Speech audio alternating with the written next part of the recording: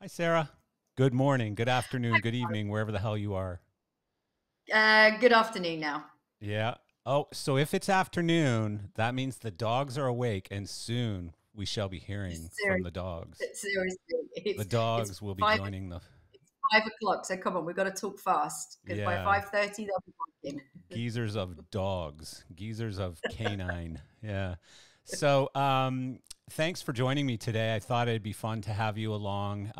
This is a very special episode, and I can tell you that in January of 2019, uh, I never thought necessarily that this was going to go for 5 years. I was pretty committed to it. Like, I didn't want to, just start something and do a couple of episodes and be done with it. I was really into this idea of doing a podcast. But I'll tell you, and we were just talking about this off the air, podcasting is hard. And I don't think people know this, but half the time you're sitting there talking to yourself.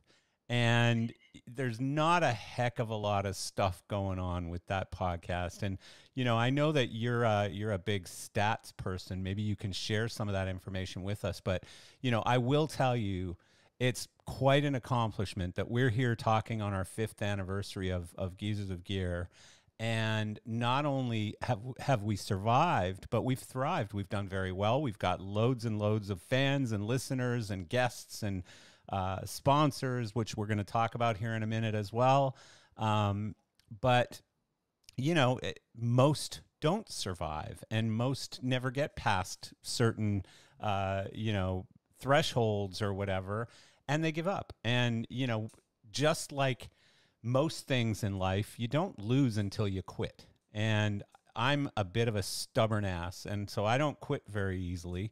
And so I got past that part where people were listening to five and then calling me or texting me and saying, Marcel, you're an idiot. Would you just shut up already? Like, you're talking nonsense. I don't care what your favorite three concerts were or whatever.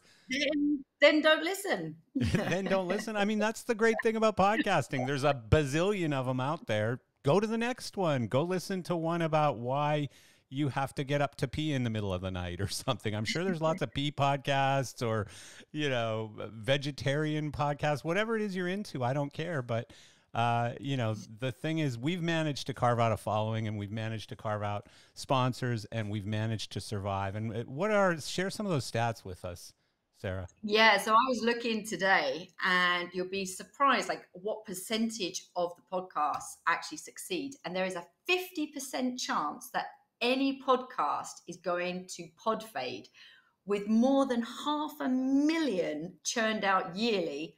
Only 20% survive. So that I thought Okay, was so like, let me unpack this. So there's a 500,000 podcasts that come out every year, new podcasts, and only new podcast. 20% of those live past Yep, that year 20%. point. Past Yep, past a year. 20%. Wow. That's incredible. Yeah. So that And means 400,000 podcasts are dying. New podcasts, not existing podcasts. 400,000 new podcasts are dying every year. And here we are 5 years in, and we've survived. and Incredible. like you said, it is hard work. There's a lot of planning behind it. It's not just okay, someone jumps on and you chat. There's a lot of behind the scenes, especially now with social media, like Yeah. everything that you do, you have to spend time. You have to think of ways to do it, to say it. And I always keep on saying you have to be seen. Yeah. But I've known people with, my other little business that I do as well. Hmm. They've come in and they've gone, oh, I'm going to do a couple of videos. Like you've had friends, oh, I'll come and do a podcast. They think it's easy. They do maybe 10 maximum, and then that's it. They've given up, Well, that's a great and they point. can't. People are doing podcasts, I think, for the wrong reasons sometimes. And I'm not shaming anyone. During COVID, a lot of people went, oh, Marcel's doing that thing over there. It looks pretty easy. I'm going to go create a podcast about the entertainment or roadie business or the lighting business or sound business or whatever it was. And some of them were good. I listened to all of them. Every time I saw a new one pop up in the industry, I listened to it. But I knew, I went, you're a pretty busy guy or girl. I know that Yeah. as soon as this industry pops back up a little bit and there's shows again, this podcast is disappearing. So why should I invest my time into your podcast if I know you're not going to continue to invest your time into it? So I think with Geezers of Gear, I think 5 years ago, we developed a trust platform where I told people, I'm going to keep doing this. Like, this thing's going to grow. It's going to become something. I want you to be a part of it. And so we've got listeners today that have been listening since the very first episode, lots of them. But I do believe as well, it's because, and, you know, don't get a big head here now, Marcel, but it is because you love doing it. You love doing it. I said to you when I first started, you know, you wanted 1 a week. I was like, okay. And I was like, what about we try for 2 a week? You know, like I was trying to, and you was like, yeah, I love it. Don't worry, I'll allocate these days. Now, if you didn't have the love for it and you was like, I find time, whatever you want, Sel, I find time. Now that's what you need. And hopefully it comes across in the podcast that, you know, you love it and now I love it. So well, I got to be honest, I don't love them all. So, you know, there are podcasts where I'm sitting looking at the timer on my screen wondering, you know, can we cut this one a little short? Could it be 40 minutes instead of 60 or whatever? And, you know, it's all down to the guest. And I mean, fortunately, out of 200 and however many episodes it is now, 218 or something, about 210 of those have been incredible. And maybe 10 or 15 have been kind of like, you know, still great people, still, you know, but I love stories. I love people who come on the podcast and take over. Like, believe it or not, and I know people think I love the sound of my own voice. I actually hate it. When I go back and listen to podcasts, I cringe at the me parts and I love the them parts, right? So, so yeah, I do love doing it when it's a good guest. When it's not a good guest, it feels a little bit more like a job and like something that I have to be a professional and work my way through. And, you know, I think the audience knows that too, because I get calls. Like Eric Loader is the classic podcast, well, sponsor, fan, guest, host, whatever he wants to be. He's been it in our podcast. Everything. But and Eric will call me. He'll call me from his car and he'll be like, you know, Marcel, that guest, I'll tell you what, he was boring and, you know, great guy, great business, but what a boring guest. And it's a style, you know, if it's just a Q&A thing, I'm probably not the world's greatest interviewer. I'm trying to pull stories out of you. Yeah. So, you're trying to lead the way and for then everyone to just take over. So on that note, I'm going to take over. No. Oh, go ahead. Give us some more stats, podcast stats. Yeah. Well, actually, I did. There was a couple of other ones. And as far as like downloads, so, you know, how many listeners is good for a podcast. Mm-hmm. Now, I was looking at it. And if you've got more than 32 downloads, you are in the top 50% of podcasts. If you've got more than 121 downloads, you're in the top 25% of podcasts. More than 478 downloads, you're in the top 10%. And then more than 1,123, you're in the top 5 podcasts. Now, roughly per episode, we are, you know, we're actually in the middle between 25% and 10%. Well, yeah, it depends. I mean, we have a lot of podcasts that over time go into the thousands, but usually it's in the hundreds to 1,000 or whatever. Week, I'm talking like the first week, you know, we are in that bracket already. Yeah. So, you know, that's well, awesome, and we're in a very niche business too. Like a lot of these podcasts are about, you know, going to the gym or about cooking or about just general subjects. We're in a very, very niche-y, very small, very focused audience. And so, no, I mean, I'm super grateful and happy for the fact that people instantly, like, I mean, we can pop a podcast up. And one of the great things about podcasts is you can see how many listeners you're getting, how many YouTube views you're getting, but you can see it real time and you can see what countries they're coming from and stuff too. So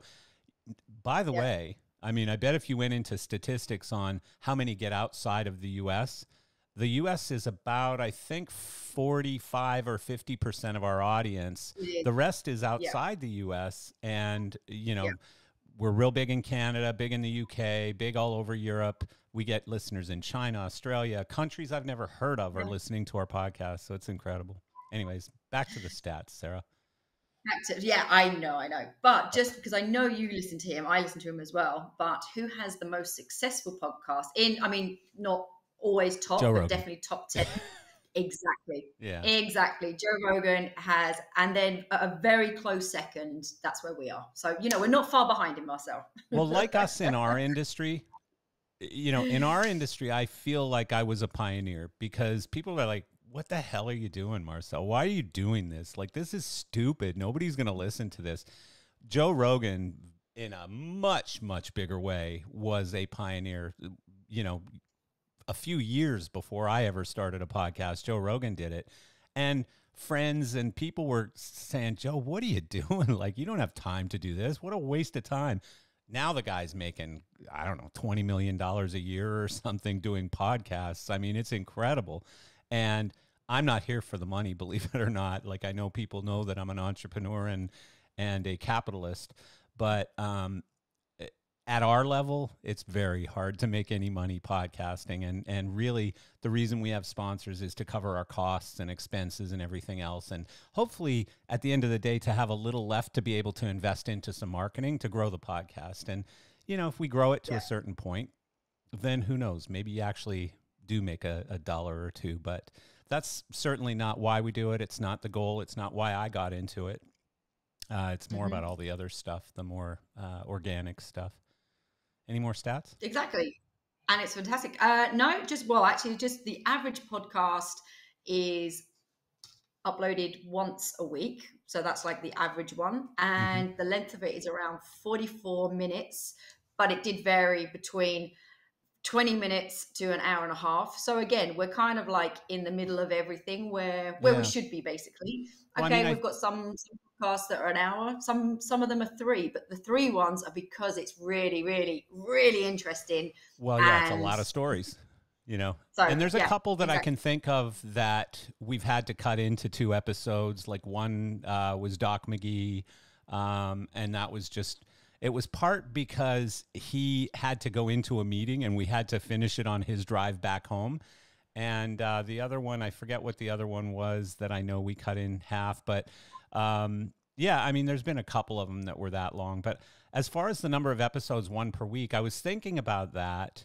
5 years. So that would be 260 episodes would be 5 years at 1 a week. And we're at about, I think as we sit here, we've recorded 220. And so, so we're a little bit off. We're a little bit off that 1 a week average. Yeah, but you need a holiday, Marcel. Come on. We also had COVID. We had COVID in the middle of this thing, and the industry was pretty shut down, and there were no sponsors and stuff like that during COVID. So, so yeah, I mean, I'm proud of what we've built. I'm really happy. I'm grateful to be in the position that I'm in. I'm excited to have a producer who is an awesome person sitting across from me here right now. And Thanks, I feel very good about 2024 for this podcast. And one of the reasons is the sponsors. And you may notice we didn't have any sponsors at the front end of this. It's because I really wanted to talk about them all for a minute. And I won't take much time because I know this might get boring for competitors of these sponsors or even for some of our listeners. But first and foremost, Elation. Eric and his amazing team have been with us since the very, very beginning. Not only are they a sponsor, but I know that Eric listens to pretty much every single episode, and he listens on his way to work, or he listens when he's on the treadmill, and he will call or text me often, and he'll critique my work. He'll critique the guest and say he was a terrible guest, she was a great guest, whatever.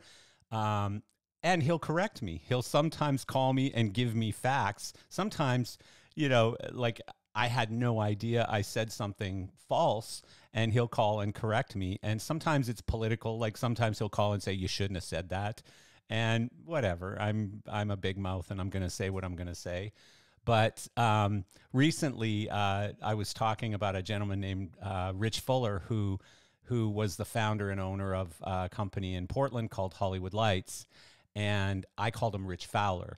And I haven't spoken to or about or with Rich in a very long time. So it was an easy mistake to make. I apologize for making that mistake. But of course, Eric, with the photographic memory for, thousands of years, he corrected me on it. But we appreciate Elation very much. Again, small break during COVID because everybody shut down their marketing department during COVID, but very small break. He came back on very quickly after. Other than that small break during COVID, Elation has been with me since day one. They believed in what we were doing. They believed in me. They believed in the branding. They believed in our audience, in our messaging, and we appreciate it. Similarly, ACT Entertainment with Ben Saltzman at the head. Ben has been a supporter, a believer in the podcast. He's been on the podcast a few times, and ACT is a big company. There's no shortage of brands and ideas and thoughts to promote when it comes to ACT. So I love having them as a sponsor. There seems to be no end in sight. Both ACT and Elation seem to be in for the long run. I hope I'm not jinxing myself by saying that, but they're still on board today, 5 years in. So very, very grateful for both of them. And then we get into some sort of unique sponsor partners, the first being Stratum Pro, who started with us mid-2022. And I'm so grateful for Stratum Pro. They're a small company. If you compare them to either Elation or ACT, they're probably, 5% of the size or 3% of the size or something. But Daniel and Tori, his wife, who run the company and own the company, are amazing people. They came to us and Daniel said, would you even consider me as a sponsor? And I looked at his company and his branding and everything. And I said, of course I would. You guys are like the heartbeat of America. You're a small up and coming production company in the Midwest. You're working hard. You're doing the right things for your customers. We'd be honored to have you as a sponsor of the podcast. And again, they've been with us almost 2 years now. They haven't indicated that they're leaving anytime soon, so we're really excited about what's been happening with Stratum. By the way, they've grown a ton in that period that they've been with us, and so that's exciting. And then Mainlight, what can you say about Mainlight? They became a sponsor after Mike Cannon bought the company, but I've been a fan and a friend of Mainlight for many years when it was owned by IDIS, and I'm super grateful to be partnered with such a great company and a growing brand. And Mike Cannon is a good friend of mine and somebody I respect very much. And so we're proud to represent, and we're super grateful to have them on board as a sponsor. And I think either myself or maybe Sarah have mentioned previously, but we have 2 more sponsors already signed up. I'm not going to tell you who they are. I will tell you they're both Canadian companies and great brands. We're really looking forward to promoting both of them. They've both committed for a full year for all of 2024 and hopefully beyond. And that leaves us with only 2 more spots to fill. And we're talking to several companies, most of whom you have all heard of and will know and love. And we expect to get those deals done in the next week or 2. No pressure, Sarah. No pressure, of course. Yeah, again, I've said it 100 times. This podcast is not, you can tell I don't have a super professional studio or anything. I'm in a room in the house. And, we don't put a huge amount of money into promotion or marketing, but we're starting to put some. But there's costs. This software that we're recording on, the microphone that I'm recording on, the mixing console I'm recording on, these are all expenses. The time that I'm taking out of my day and out of my company, I'm taking time away from my company to do this. So there are costs involved in running this podcast. We wouldn't be able to do it without our sponsors. So thank you very much, all of you. We appreciate you very much, and look forward to promoting your companies and talking about you for another year this year. We'll talk about you again on the 6th anniversary. And so, yeah, Sarah, anything to add about the sponsors at all? I know you've gotten to know most of them because you talk to them every week about new promos and stuff. I know. I just love it now. The communication that I have with everybody. It's brilliant. And as I said, we're always trying to ramp up. Oh, coffee. By the coffee way, cults. By the way, I just finished my cup of Coffee Cult coffee, my second one today. And so speaking of sponsors, they're not really a sponsor, but they're a friend and a partner of us. But You know, they don't pay to sponsor the show. No, but They pay to help it, people in the industry. They pay into a exactly. They charity, help which in for the me is just as office. important, Exactly. more important. Yeah. And you always forget gear sauce. Yeah, Come Gear on. Source, I know you're obviously. so, you Yeah, know, everyone says that's obviously, but a bit self-indulgent by promoting Gear Source, but obviously none of this would happen without Gear Source. I mean, Gear Source exactly. allows me the time and ability and opportunity to do this podcast.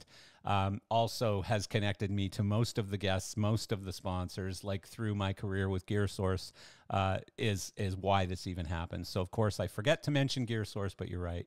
Another great one. Yeah.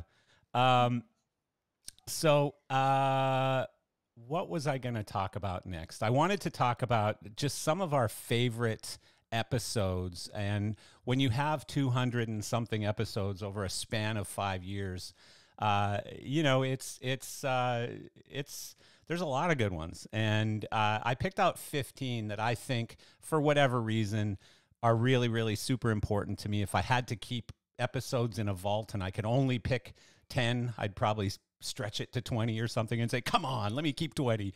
But 15 was really hard because there's another 15 on top of these that were equally important to these ones. But just for the sake of doing a podcast, I had to pick 15. There's a lot of sort of honorable mentions in there and some funny flops and stuff too. Like when I had a co-host on board in the beginning, because I thought that's what you needed to do for a podcast. And in reality, I think it became much better when when I didn't have the pressure of moving out of the way to let somebody else talk all the time, as you know, Sarah. I think it became better. So nothing against my prior co-host, but I think we became better when it became sort of a solo person host podcast. Don't you go getting rid of me. Well, you're not really a co-host. I mean, sometimes No, you are, I'm but not. you're the person behind the scenes that makes sure it's all working. Yeah, but watch by the this way, space though.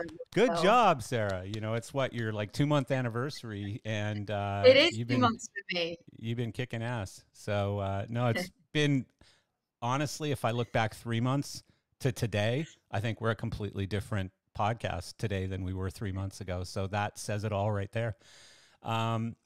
So starting, these are all just in numerical order. So it's not that 1 is my favorite or 15 is my favorite. These are just in numerical order in history. So the earliest one that's on my top 15 list is, and I'm going to try not to get a tear during this one, but Tim Brennan, who was always one of my favorite friends, you know, since I got into the business in the United States.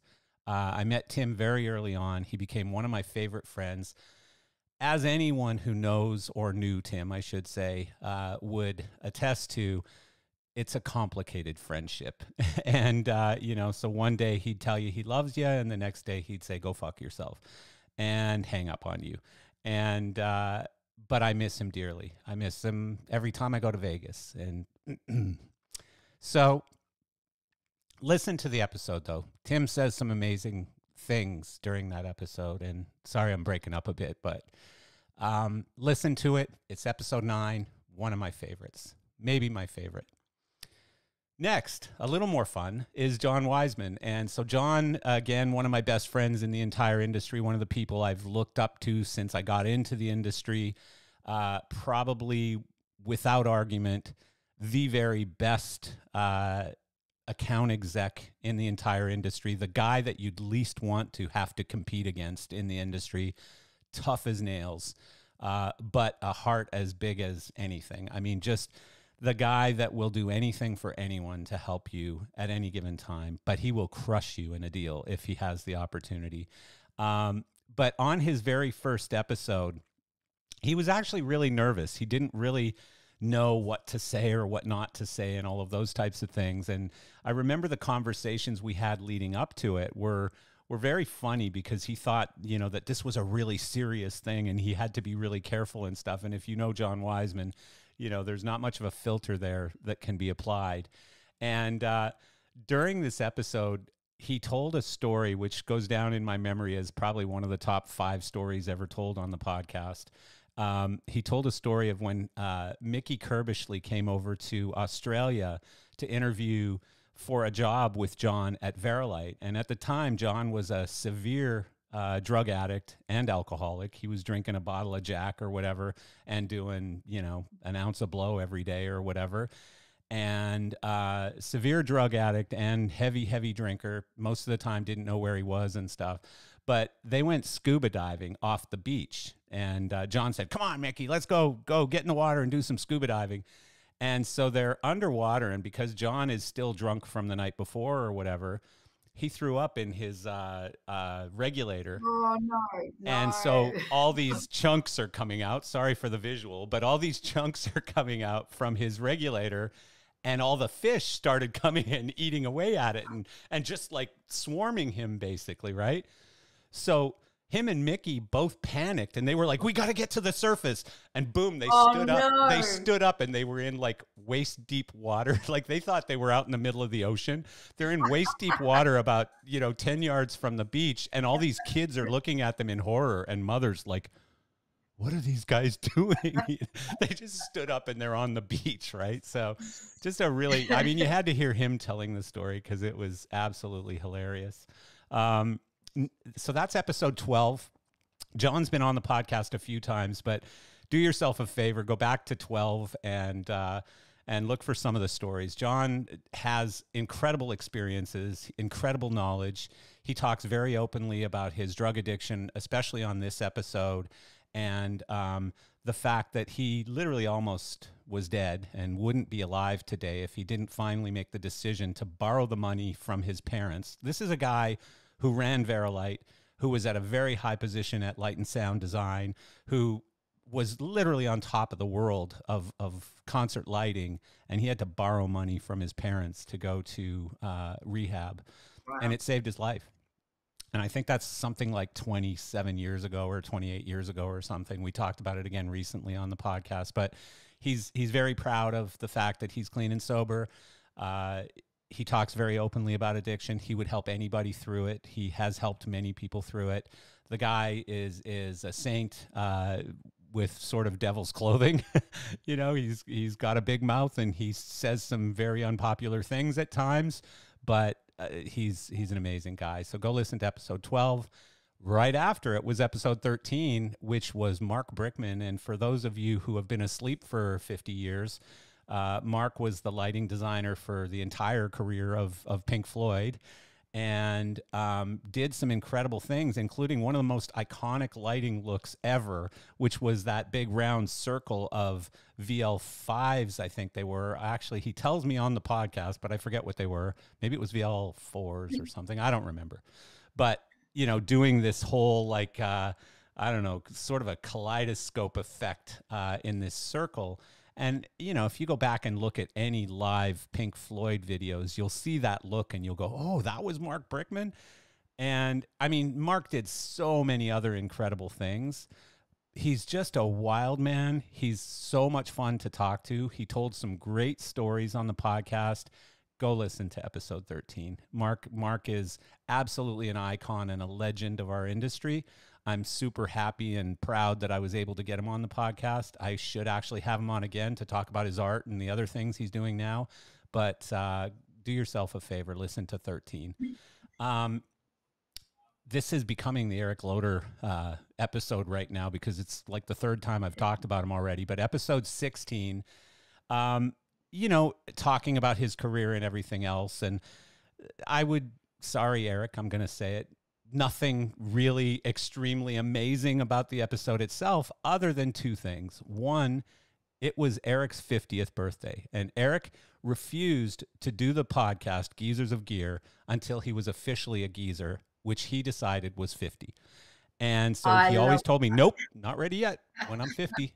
And so literally the morning of his 50th birthday, probably 6:30 in the morning his time, because he was going to go play golf afterwards.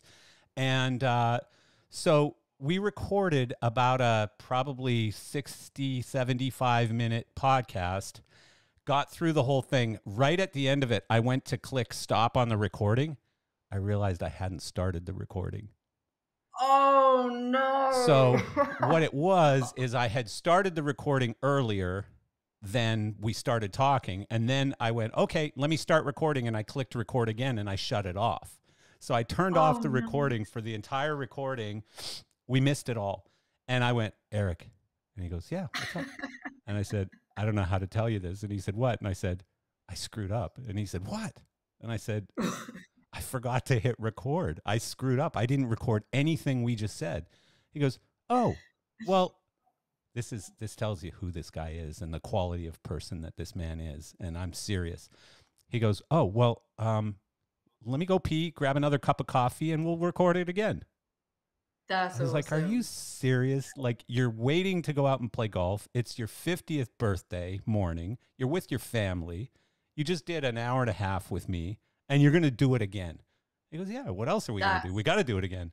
You know, and I was just like, I was shocked. I was so embarrassed and so upset with myself, but I was just so like grateful that there are humans like this on the earth. So listen to 16, if nothing else, just, you know, in honor of Eric Loader, who's just an awesome dude and a great friend of the podcast. Episode 19 and 20. This is one of those ones that stretched across 2 episodes because it took a while and it was recorded, I think, either early in the day, then late in the day, or maybe even 2 separate days because of his schedule. But, you know, it was a funny episode because this is Doc McGhee. And if you don't know who that is, again, you might have been asleep for the last 40 or 50 years, but probably the most legendary rock and roll manager ever.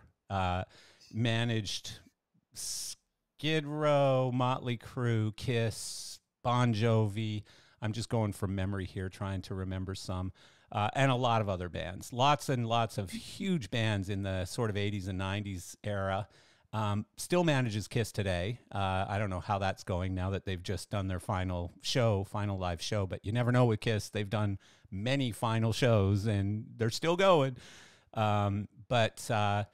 Anyways, Doc McGhee, you know, I'm a fanboy, so I'm asking questions going, like just dying for the answers, right? One of the questions I actually asked him because I had seen the movie The Dirt. And The Dirt, for those of you, including Sarah, who probably don't know, is Motley Crue wrote a book called The Dirt, or someone wrote a book on Motley Crue called The Dirt. And it literally was the dirt on their career. And so Netflix made a movie about it, and it was a fairly honest movie. And there's a scene in it where Doc McGhee, their manager in the movie, is standing on the balcony at a motel, and he's looking down at the pool at just total debauchery.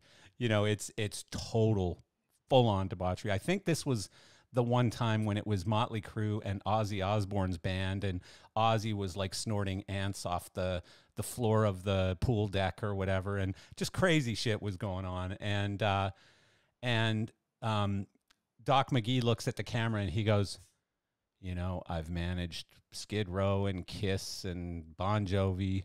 Nothing ever prepared me for this shit.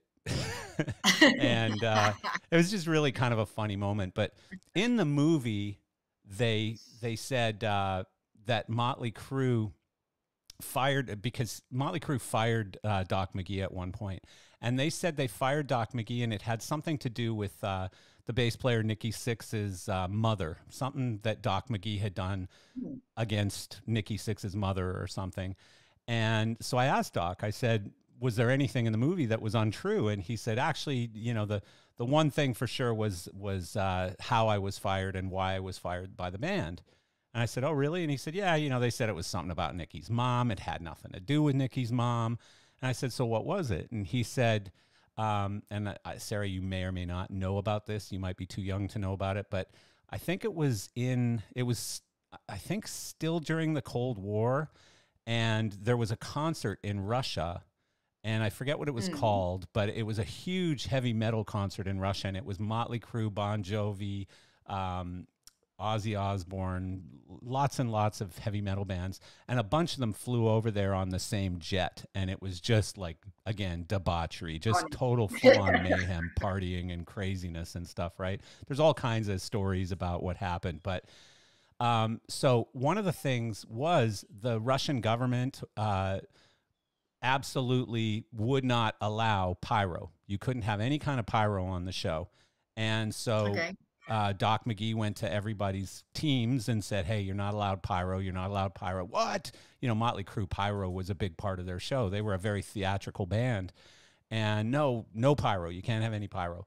Well, Bon Jovi, who I believe closed the set, had pyro.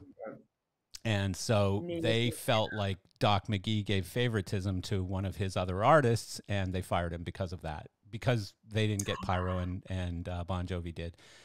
And, you know, the one other thing I will mention about the Doc McGee episodes is one of the greatest lines, and I use it all the time, and I repeat it all the time, one of the greatest lines ever. So I asked him, I said, you know, we were talking about sort of the state of the music business today. As everyone knows, the music business has changed very much.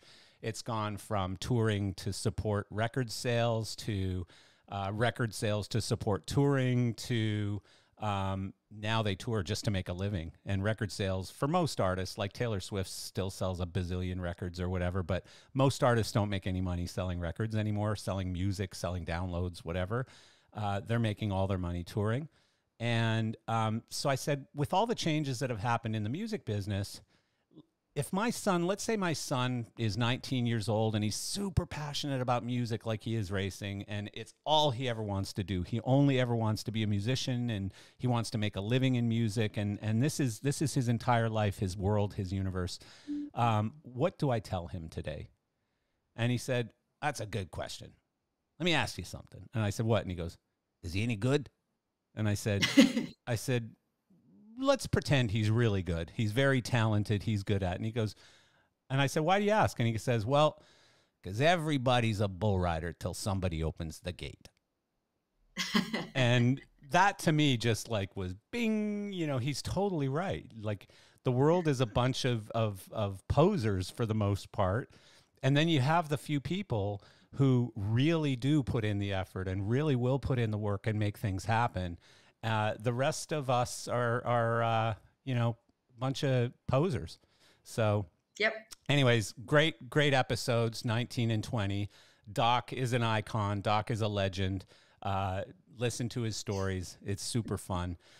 23 is Howard Ungerleider, who is a great friend of mine. Howard happens to have been the lighting designer for the band Rush since the very beginning of time. He did almost every live show they've ever done, I think, outside. He says on the podcast, but I think it was 2 shows that he wasn't with them on. I think one was an awards show and one was something else. But other than that, he did every one of Rush's live shows ever in the history of time, like for 50 years or whatever, right? Wow. And that is incredible.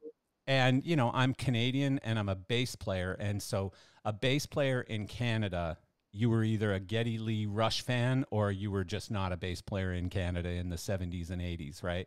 And I was a bass player in Canada. And so I had every bass that Geddy Lee from Rush ever had. And I was just a massive fan. And I didn't know Howard back then. I didn't know him until I got into the lighting business. But great friend, great guy. But anyways, on this podcast, on episode 23, Howard tells probably, I can't even say probably, it is the #1 story I've ever heard in 200 and however many episodes of our podcast. This is the greatest story. I was in tears laughing. And it's a story about a pony, and I'm not going to tell you the story now, but go listen to episode 23. Do yourself a favor. You will thank me later, I promise. Howard is an amazing guy. Again, another legend. Every one of these people is a legend, but Howard's a legend of lighting, still at it today. I talk to him almost weekly at this point, and listen to episode 23. 32 is another sad one. I had Bob Schockrell, who at the time had just retired from Robe. And Bob, of course, is one of the 3 founders of High End Systems. Really smart guy. He was kind of the business at High End Systems. Richard Bellevue was always the brains, the designer, the creator at High End Systems. And Lowell was like the marketing, make people happy guy who showed up at trade shows and made everybody laugh and stuff. But Bob was the guy who had to count the money and make sure there was enough in the bank and make sure people got paid. And he was the business behind High End. And I got to tell you, it's eerie now, but when I was recording this episode 32, and you'll hear it on the podcast, there were a lot of moments where Bob just couldn't think of really simple answers and really simple timelines and really simple. And my mom is in a home with dementia, and so I recognized it. And I didn't say anything, of course, and never would, but I recognized something was going on, and there was some sort of a brain thing happening with Bob, a memory thing. And didn't really think that much of it, but I heard very shortly after that the reason he resigned from his job was because this, I don't know whether it's dementia or Alzheimer's, but it was really becoming much more of a problem for him. And as far as I know, and I don't want to misspeak, but as far as I know, he's still among the living today and is living in a home. And his wife, Carol, is dealing with some horrible things at this point. So wishing the best for all of them. Bob is an amazing guy. I hate to see anybody go through this. I'm watching my mom go through it. It's terrible. And many people listening, probably everyone listening, knows someone who's been through it. It's terrible, terrible sickness.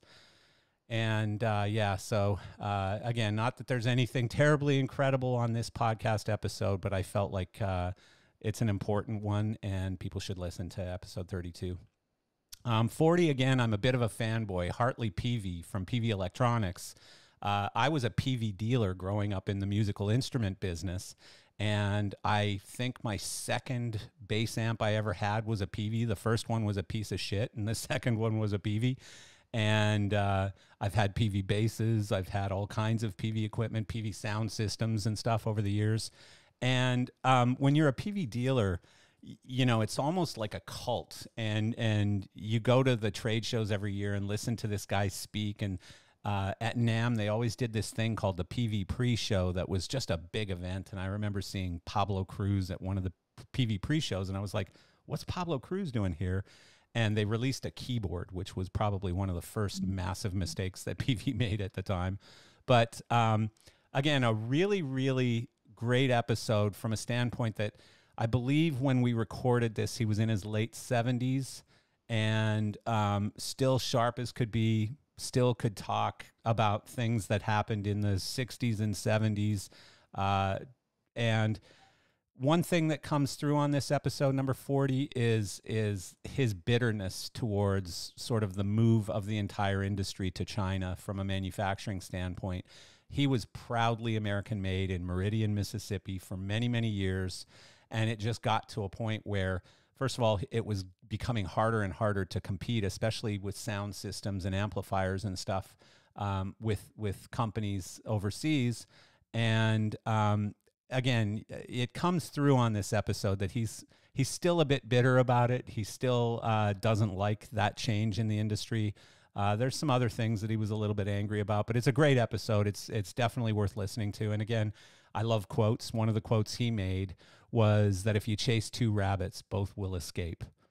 Think about that one for a minute. That's a really, really good one. And of course, that's actually really good. I equate everything to dating. So if you think about you're at a bar, and this has happened to me, by the way, you're at a bar and it's almost time to go. It's like last call has been called, and you've got two girls on the hook right now, and you're like, well, but that one's a little better looking than this one, but this one's got a car, which means I don't have to walk home. And you know, and you're like going, oh, which one? Boom, they're both gone. And now you're like, what the hell just happened? You know, a minute ago I had two, now I got none. So, you know, just it's one of my favorite quotes that I've ever heard on the podcast, though. Again, for all the wrong reasons, episode 48 with Craig Burrows is another one of my favorites. Very deep topic.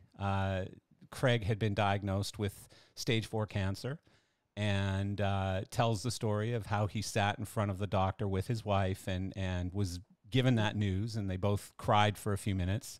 And then Craig just kind of wiped his eyes and looked up at the doctor and said, okay, what can we do next? And the doctor said, Craig, maybe you didn't hear me. You know, you have unsurvivable, inoperable stage 4 cancer. You know, what you need to do next is just prepare for the ultimate end. And Craig, to his blessing, Craig didn't accept that diagnosis. He didn't accept that end. He just said, okay, what do we do next? What's the next thing we need to do here to get past this?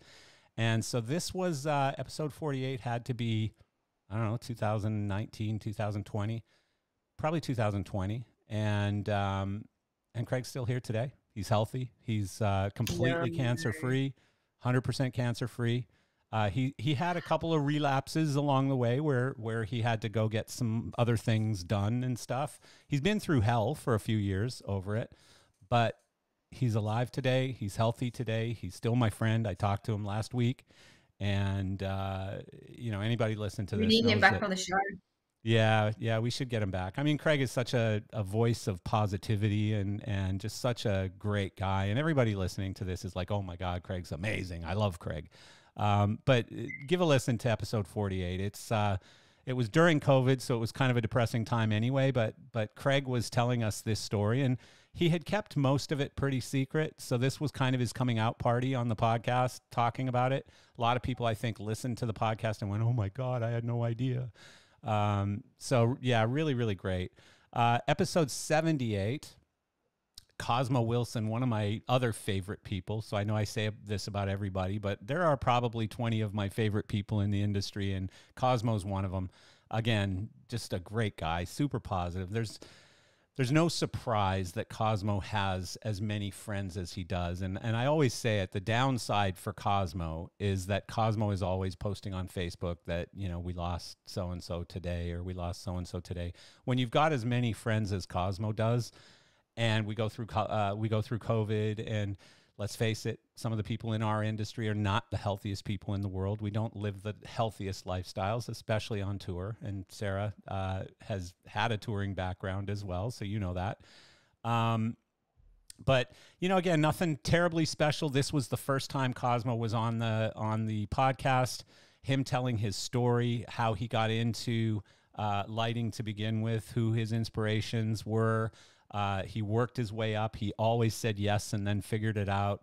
He just worked his ass off, and now Cosmo's the LD for some of the biggest bands in the world still, and is just so well loved, and probably one of the most loved people out there, like the guy who gives and gets the most hugs at every trade show. So it's just another fun episode. 81, I don't need to say much about this legend, Faye McMahon. There was some funny stories on it. Faye, there will be some funny stories on it. There are some great stories on this one, and just listen to episode 81. And 85, if I were to guess, was probably in about March of 2020. And we created this group called the COVID Crew, which was myself, John Wiseman, Eric Loader, Ben Saltzman, and who am I missing? I'm missing one. Oh, John Featherstone, of course. And, again, all people who tend to know what's going on in the industry. Great group of people, a mix of manufacturer, lighting exec, designer, and then me, whatever the hell I am. And just talking about what we thought this all meant, what's going on. Like, everybody had canceled shows by this point. Everybody knew that this thing was a big deal by this point. And I remember John making some statements about, John Wiseman making some statements about, like, he kept setting bars, and he said, I'll tell you what, if I can't remember which car show it was, but it was something in Germany maybe. The Berlin Auto Show, I think it was. He said, if the Berlin Auto Show cancels, this industry's done. We're screwed. It's over. And then he said, if the Olympics cancel, we're done. This industry's over. And both of those things and everything else canceled too. And guess what? The industry's stronger today than it's ever been. So you were wrong, John.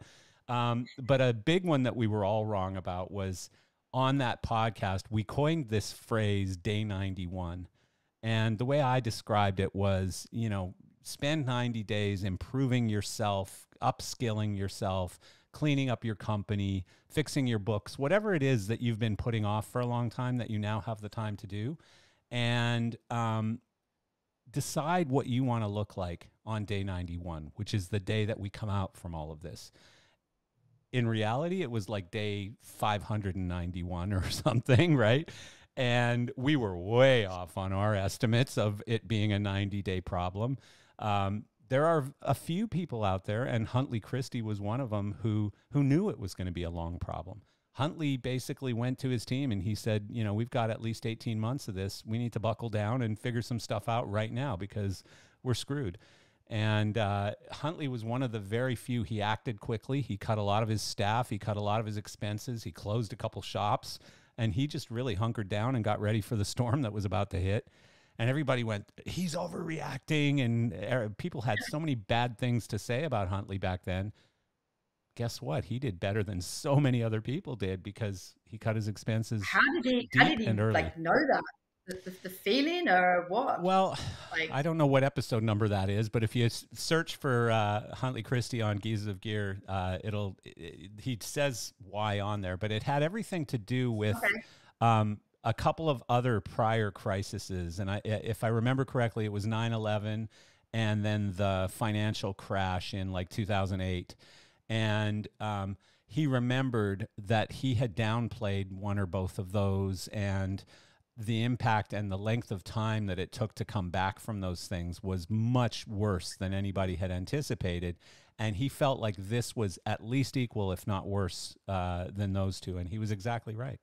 So, brave man. You know, I know it's hard to go back and listen to stories about COVID and to what we were going through at the time and stuff, but it's actually also really interesting. It's a great snapshot of a very terrible time and some pretty smart people talking about it and just bouncing around it. And you can laugh at us too, because we were stupid as hell. We were so wrong about so many things, but we were trying to figure it out and we were trying to help people in figuring it out. Again, another legend. You know, the AC/DC story is amazing, but probably the most legendary production manager that ever lived, Jake Berry, episode number 129. Great stories, funny, awesome. Listen to it. Unfortunately, most of these you can't view yet because we didn't do YouTube until just recently, but you can go to anywhere you get a podcast, or you can go to geezersofgear.com and just search for either Jake Berry or search for 129. Either way, you'll find it. Episode 162 is somebody that in the U.S. everyone will know, but probably outside the U.S. you're all going, who? Bob Gordon. And so Bob Gordon did lots and lots of cool stuff that I didn't even know. I learned a lot of it right here on this episode. But a couple of the big things he did, the guy was a visionary when it came to product selection. And so he was the guy basically who discovered the Flying Pig guys and brought the whole hog lighting console into America and did very, very well with that, obviously. And guess what? When that started going away because High-End bought Flying Pig Systems and he was going to lose the distribution of it, what did Bob do but go out and found this small German company called MA Lighting, and then rode the wave of, you know, MA1, MA2, MA3. You know, I mean, just an incredibly smart guy, a great product picker, and just a funny dude with some great stories. You know, I don't know how old Bob is now. I actually do, but I won't tell you. But his memory of these stories of things that happened in the 60s and 70s, just incredible. So he's a great storyteller. And then finally, the 15th one, that is one of my favorites, is episode 181, and it's probably one of the greatest storytellers we've ever had on the podcast for the simple reason that the guy doesn't forget anything. And so Jonathan Smeaton was talking, I don't remember, it was like a Diana Ross show or something that he was talking about, something that he did in like the 70s. And he told you what gel number he was using on her because she liked this color versus this color and stuff.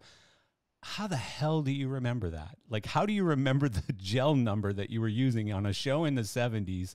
And so the guy tells stories like nobody else I've ever known. He tells them in great detail. He tells them with a perfect memory of them. And I can't do that. Like, I won't remember people's names. I won't remember the name of the venue we were at. I won't remember the name of the artist that I was working for. You know, I remember the most important things, like, did I eat breakfast? You know, but everything else is kind of, you know, blanked out at some point, right?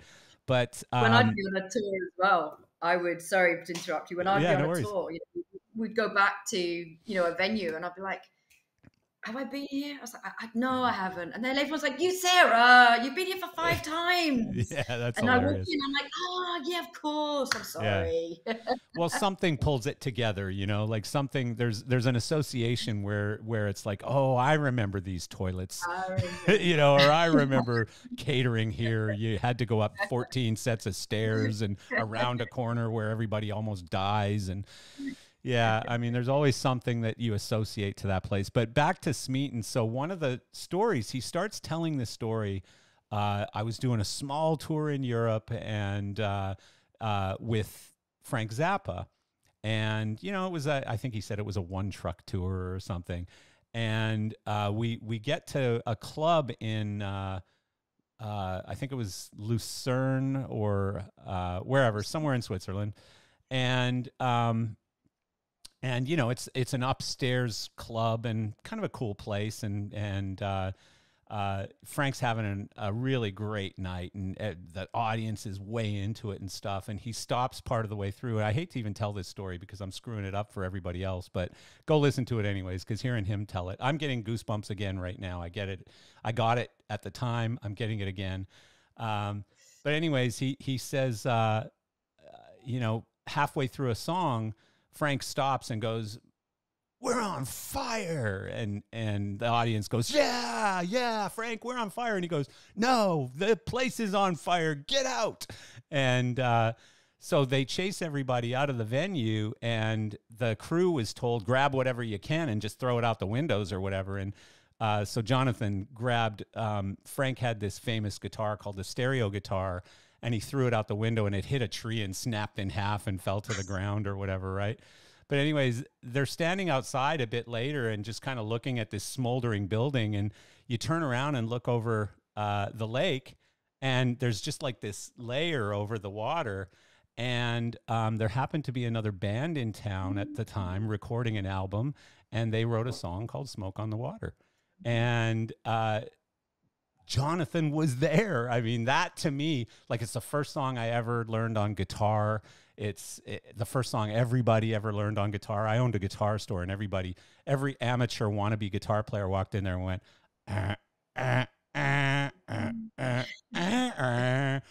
and screwed it all up. But, that's my youth. So that story, for whatever reason, I was so involved in the story, listening to it, I didn't see the end coming. And then when it came, I was like, no way. I was just shocked, right? I was blown away. And again, I just got goosebumps again now. Best story that was ever told. Well, right up there with the pony one. And Sarah, if you haven't heard the pony story yet, you got to go back and listen to the pony story, because it is friggin' funny. So yeah, those are my top 15. Sarah hasn't been here long enough to have a top anything yet. She could only tell you the top ones that, by the way, every podcast we record now, Sarah sits in the background. She's in the green room listening, taking notes. She's a very busy note taker. And and then after the podcast, she'll tell me all the things I did wrong, of course. And so we're trying to figure out how to get Sarah to be able to do what Jamie does on the Joe Rogan podcast, where I say, "Hey, Sarah, can you look that up?" And she can look something up and go, "Well, as a matter of fact," and tell us, whatever answer we're looking for. So yeah, some great episodes. Listen to all of those. Listen to all of our episodes, of course, but those 15 are really, really great, all for different reasons. Most of them are because of stories, but some of them are just because of sentimental reasons or other things, but all really great episodes, and certainly the 15 that I picked out as really, really super important. So if I didn't pick you, I'm sorry, but it's not because I didn't like your episode. It's just because these ones had something that I needed to, I don't know, bring along. You didn't pick my one, Marcel. Oh, I'm sorry. Maybe on our 40th anniversary or something, that'll be like, "Hey, Sarah, remember that time?" Yeah. So anyways, thanks again, everyone. Thank you for listening to this for as long as you have here, 59 minutes of nonsense. And 5 years, wow. We appreciate each and every person who listens to this. We love our sponsors. Thank you so much. Keep listening, keep watching on YouTube. If you have any ideas for guests, please bring them. We love the ideas that we've been getting. Sarah reaches out to every single person. Of course, we don't put every single person on because we need to make sure it's going to be interesting, or at least make an attempt at making sure it's going to be interesting. And some people, guess what? You think you're interesting. Maybe you're not so interesting. And also sponsors. We have 2 more spots to fill. We have lots of people talking about those spots, but the 2 spots are still open. We need them closed before the end of February or January. And Sarah, anything to add? No, you've covered everything. Go check out episode number 1 as well. It's bad. Episode 1. Is like it bad? I think as any kind of a creator, whether you're creating written stuff or a book or an album or anything. Okay. When you go to your first one, you're embarrassed. You know? I'm going to make some shorts and call it the embarrassing number 1. Jesus, please no. Please no. Anyways, thank you again, everyone, and we'll see you on the next episode. Bye.